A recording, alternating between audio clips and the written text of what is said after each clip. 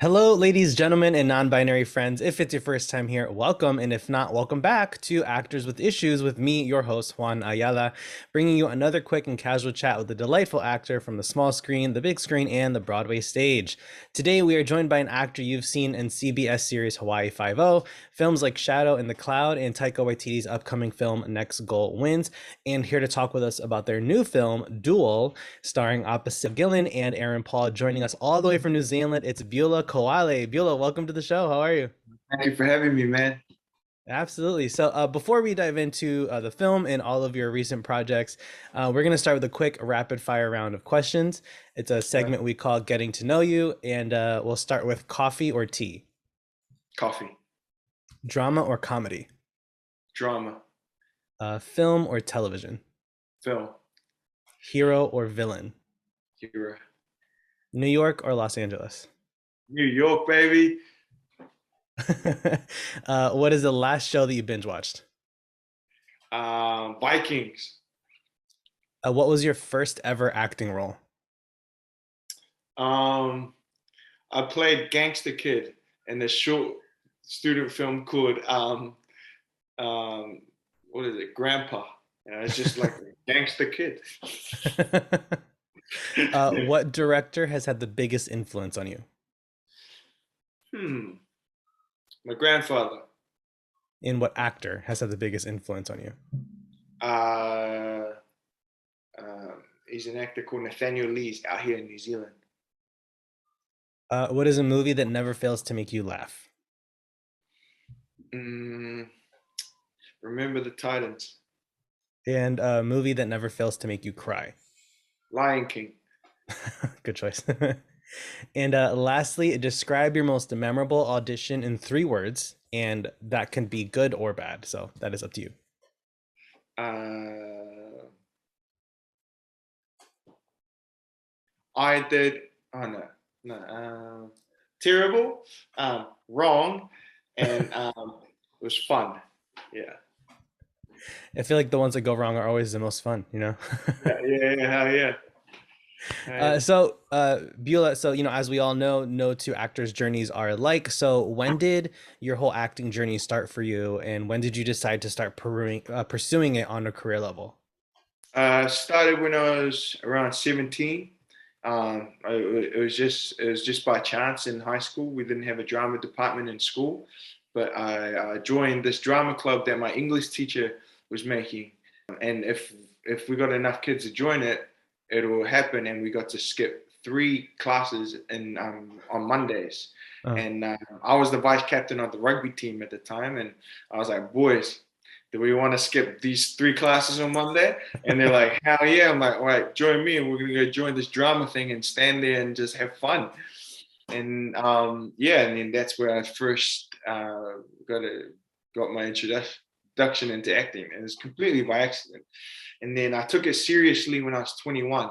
I made a theater show um, with a company, and the show was about us. We got to write it, and I pretty much I wrote. There was one piece in the show where I wrote my goals to myself, my future self, and I wrote that I was going to be Denzel Washington, the Samoan version of Denzel Washington. Um, and I see we traveled that show all over New Zealand and to Hawaii, and I kind of put it out there in the universe. And yeah, I'm on my way. yeah, you are. That's awesome, man. That's great to hear, like, manifesting that, and like you Yeah, said, just putting it out into the universe, because that's really important. yeah. So, obviously later, you joined the cast of the show Hawaii Five-0 on CBS in 2017, and you were on for the last couple seasons, when what became a 10-year run, which is not so common anymore. So what was it like joining the cast of that show, and what was your experience like? I feel like in my life, things have, or in life in general, maybe not just mine, but I can speak for myself. Things happen for a reason, you know. And I was just offered that show by chance, and I used that show to learn as much as I could about the American film industry, and I Mm, took what I needed. Like I'm always using shows or film sets as learning experiences, and once I felt like I've learned what I felt like I needed to learn, I wanted to get out there. I wanted to get out of it because I was comfortable. Not that the show was amazing. It was the best time of my life, but it was too good, and I was getting too comfortable, and I lost the fear of just being scared again. And I chased fear, like I chased the feeling of being scared. So just when I was asking my team, like, you need to get me out of this because I'm not scared anymore. The show ended, which worked out perfectly for me. And then I was like, Mhm. okay, now I'm gonna go try comedy and sci-fi with Riley Stearns because I don't know how to do it and I don't know what I'm doing, and I like that. So Yeah. yeah. Yeah, I can imagine, especially there's no better way to learn about, I feel, American entertainment than through a procedural show like that, because so Definitely. much of CBS and so much of the network atmosphere is that. Mm. So yeah, I mean, what a way to learn about all of that. Oh, it was perfect. It was perfect way because it's just a machine, and Yeah. it's a well-oiled machine, and it's like, yeah, cool. It's Yeah. the fastest way I could learn it.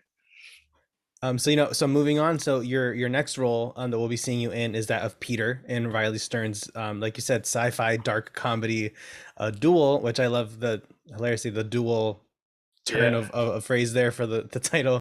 Sarah, the character, has cloned herself after learning that she has terminal cancer, and once she finds out she's in remission, she now has to literally duel to the death with this clone, because there can't be two of them running around. That's crazy. yeah. And it sounds crazy. It is crazy. I got to see the film in advance, and it's just bonkers. But I mean, that's Riley Stearns. His movies are exactly that. So, what was it like tackling this character with such a complex storyline? It was fun, man. I tell you what, it was fun. It was exactly what I was chasing. It Mm, was everything. Like, I was scared of it. I didn't know what I was doing. I didn't know. I knew what I wanted to work with Riley because I watched his films and I was like, I need that. I need to figure that out. Why he uses his shots and the way he gets his actors to work the way he's working, and it was kind of just like learning a new tool, and the way the work that Riley requires from his actors is almost just to get out of their own way and just say the words and let the words do the work. mhm. And I love that. It puts you in a very vulnerable state as an actor because your ego gets out of the way. You have to be, strong enough to let your ego get out of the way of yourself and just let the word do the magic and go back to the theater days and bring it back to that raw state of the craft. And I enjoyed that. And yeah, That's just a perfect way to describe the way he writes as well, and it is raw, and it is very theatrical. As you're mentioning it, like those like long pauses and just the deadpan, and he's all about subtlety. I love him as a filmmaker, really.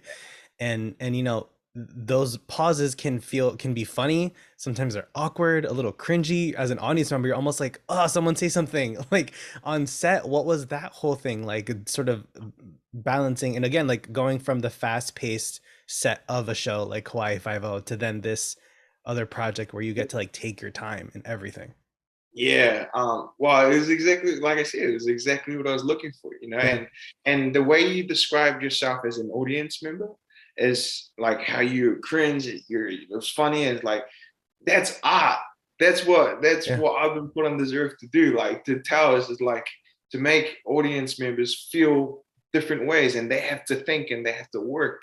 I feel like in our world now, our craft we just spoon feed it to the audience, and they kind of, sometimes you need it. It's a little bit too easy, but when you make an audience member work, you're winning at your job, whether they like it or not. It's polarizing. Yeah. That's the craft of the job. And I'm curious if it was challenging to sort of find that balance between your feelings for Sarah the person and then Sarah the clone, and what it was like sort of doing that on set with body doubles. If you found that particularly challenging, having to like stay in the mindset while you maybe weren't looking at Karen in certain shots. Yeah. No, it wasn't challenging at all. Like, it was just fun. It was just fun. It's like I get an opportunity to pretend that Karen is two different people and figure that out. But I guess it was more challenging for Karen because she was the one that actually had to do the work, where she had to swap actual characters. And it was cool to watch her, because when she's playing against a body double, she has to think about her her performance right now, but she also has to think about how she's going to perform to herself in the future. Right. So she's also trying to react to something that's not actually there right now. You know, Yeah. there's a body double there, but in the cut, her reactions have to match up so that the cut looks right, you know? Yeah. So it was awesome to be a part of and just like almost like an audience member and observe. Like I was just sitting there sometimes just in the moment, just like this is so cool. Like, yeah. Yeah, gosh, I can't imagine how challenging that was for her. Because like you said, sort of deciding what she's going to do without having done it yet and reacting to it. Like, what am I going to do here? Like, God, I can't imagine. She was Gosh. amazing, man. She Yeah. was, yeah, Karen was a trooper, trooper. And I would say, what would be your biggest takeaway from the film, and what do you want audiences to take away from it? Biggest takeaway for myself as an actor is just get out of my own way. Sometimes, if it's very good writing, like how Riley writes, you just get out of the way and let the words do the magic, and let the moment be honest to myself. Let the moment come, and if it's there, trust in that moment instead of trying to hide behind my tricks, trying to Yeah. hide behind my my habits. And uh, I've always been like this with any art, like if it's movie, TV, film, like the audience can take away whatever they want. Whatever is in your head is the correct answer. You know, we hope to kind of lead you and just tell a story into a certain place. But whatever you like, when you're describing before what it was like as an audience member, like that's exactly what I want. Like Yeah. it should be cringy, it should be exciting, it should be funny, it should be like, what the hell is going on? He said bonkers.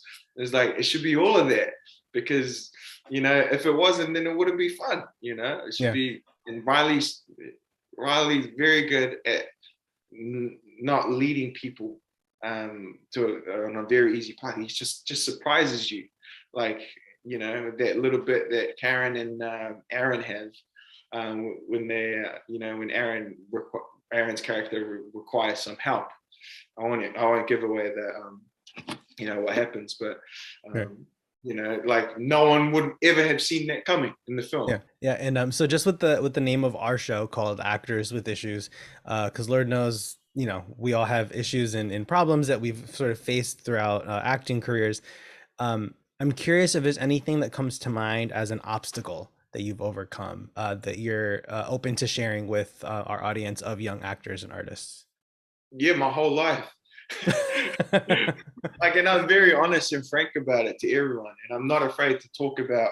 And I hope in the future I get more of an opportunity to talk about my obstacles, because my entire life, even up until 2 days ago, a massive obstacle. Like I'm going through like family stuff and emotional stuff, but like I just like how I chase my goals. I enjoy obstacles because it's a grind, and I know I'm tough enough.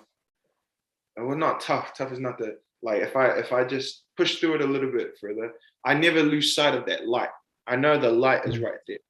So every time something bad happens, I always tell myself, if I grind this out just a little bit further each day, that light at the end of the tunnel is super worth it. And it's happened my entire life. Like I grew up in a terrible neighborhood. I grew up like I was doing very bad things as a kid, like Mhm. I was robbing houses at 12 years old. I was doing some bad things, but like to be acting with Aaron Paul and Karen Gillan and doing a movie in America, even be working in the States is amazing, and I don't take it for granted. But I also don't discount what happened to me, because what happened in my entire life, I use it in my craft. That's why I'm so passionate about it, because Mhm. no one taught me how to act. Someone just told me that I could use my life to act. And I was like, really? And it's like, yeah, that's all you need. And I was like, okay, cool. And with a lot of hard work, you can do that. And I always tell people who want to be actors or who want to do anything in life that you are enough. And I don't take that lightly. Like that's all. That's all you need is just you. And everything that's happening in your life, everything that happens in mine, is usable for what you need in your craft. So, Yeah. go through it, fight through it. But when you get to the end of the tunnel, remember what that felt like, because you're probably going to use it in your next project. So before we go, we're gonna wrap up with one final round of questions.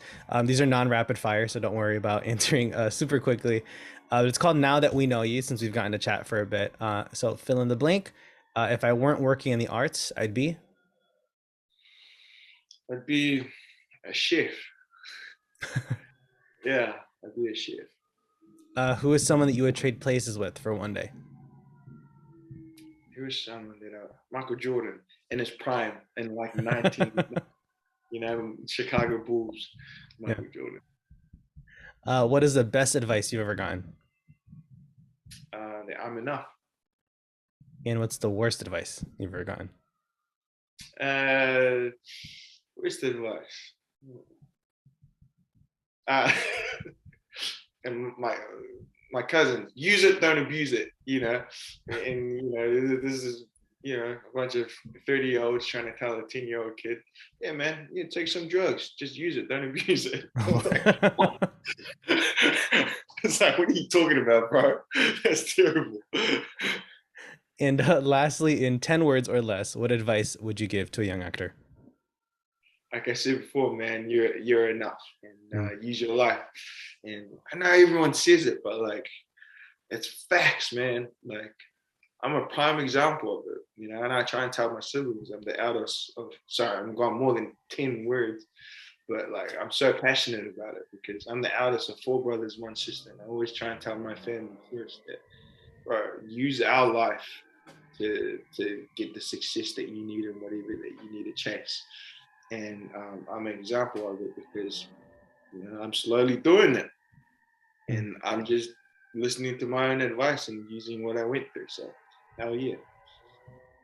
Awesome. Well, Beulah, thank you so much for joining us on the show today. For anyone that wants to give you a follow on Instagram, where can they find you? You just find me at Beulah Koale. I'm also on Twitter, but I'm terrible on that thing. I'm usually on Instagram, and I'm just putting up posts of my kids and silly stuff and trying to be funny. And yeah.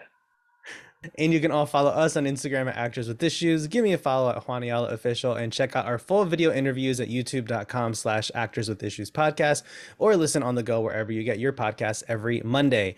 And don't miss Beulah Koale and Duel on digital on demand and streaming on AMC Plus on May 20th. I'm Juan Ayala. This is Actors with Issues, and we'll see you next week.